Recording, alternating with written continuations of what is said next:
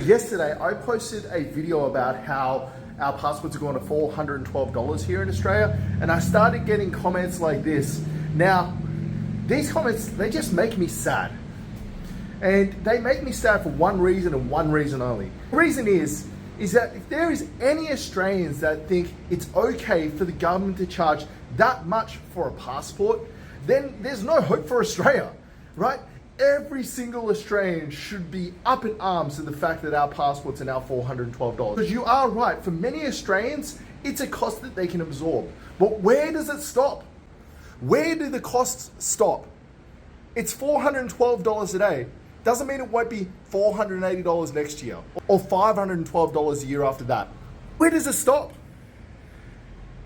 And this is the fundamental problem. It makes me sad because Australia really doesn't have any hope as long as there's Australians like this that are willing to look the other way when the government oversteps like this. This is the biggest problem. It's not the passport. That is just a symptom. The root cause of the problem is the fact that our government thinks it's okay to charge $412 for a passport, and that there's people in Australia that think it's perfectly fine. That is the problem. And it's just a shame there's so many people that miss the point.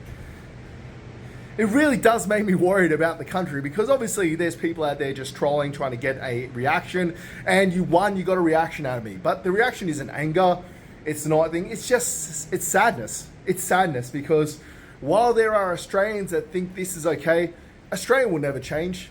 Because unfortunately, the people that think that this is a massive overstep by the government, they're in the minority. The vast majority of Australians are completely oblivious to what's happening to them. It's part of the reason we left the country, to be completely honest, is because the thing at the end of the day is the ship is going down because there's people like this in Australia that think it's perfectly okay for the government to overstep. You only have to look at the Big C and what happened there 4 or 5 years ago to see what the government's capable of. And it's just like Australians are so reliant on the government to make decisions on their behalf that they are blissfully ignorant when things like this happen. Because yes, you may be able to afford it today, but one day you may not. And then what happens then?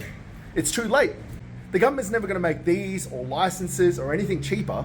This price for here on in eternity, if not more. Same with your driver's license, same with your rates, same with electricity, same with water. None of that stuff is ever going down again. And it's because there's people like this that are willing to accept it.